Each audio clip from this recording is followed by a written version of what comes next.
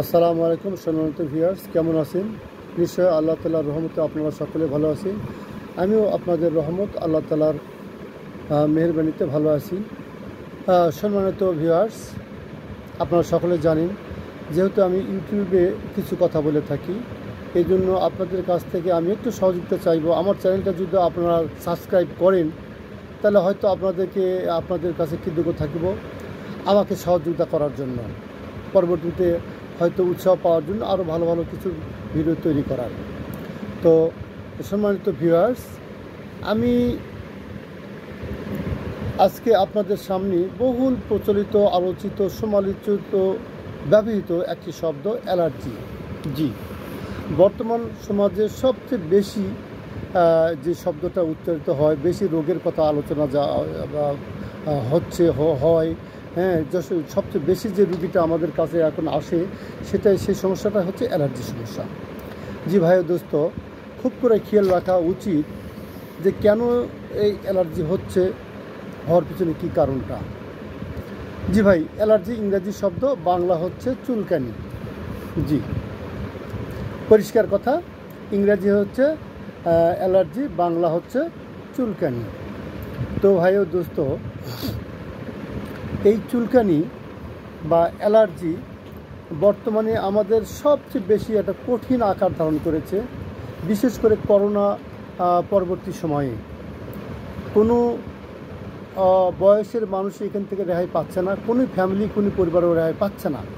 সকলেরই একই কথা, একই কষ্ট, একই দুঃখ, একই সমস্যা, যে অ্যালার্জি সমস্যা। মনে হচ্ছে কোনো ওষুধও কাজ করে না। কি অবস্থা, এটা কি করে বোঝানো যায় যে এই যে অ্যালার্জি কত বড় ভয়াবহ একটা রোগ, আর এটা তো একবার নির্মূল করার তো সম্ভব না। জি, নিয়ন্ত্রণযোগ্য। এই জন্য ভাই দোস্ত, খুব করে খেয়াল রাখবো যে আমরা এই অ্যালার্জি থেকে কিভাবে বা দূরে থাকবো, বা অ্যালার্জি কিভাবে আমরা কন্ট্রোল রাখবো। কিছু আমরা কথা অ্যালার্জি সম্পর্কে শুনবো ইনশাল্লাহ। কিছু অ্যালার্জি আছে যেটা বকবিদ ডাক্তাররা চিকিৎসা করে থাকেন, যেমন অ্যাজমা, খুব কষ্টকর একটা রোগ। হ্যাঁ, অ্যালার্জি থেকেই হয়ে থাকে অ্যাজমা, খুব কষ্টকর একটা রোগ। যার হয় কি যে কষ্ট, হঠাৎ করেই তার অ্যাজমা অথবা অ্যালার্জি অ্যাটাক করার কারণেই আর নিঃশ্বাস নিতে পারে না। কি যে কষ্ট। আমাদের কাছে অনেক রুগী আসে আর নিঃশ্বাস কোনো মতে নিতে পারে না।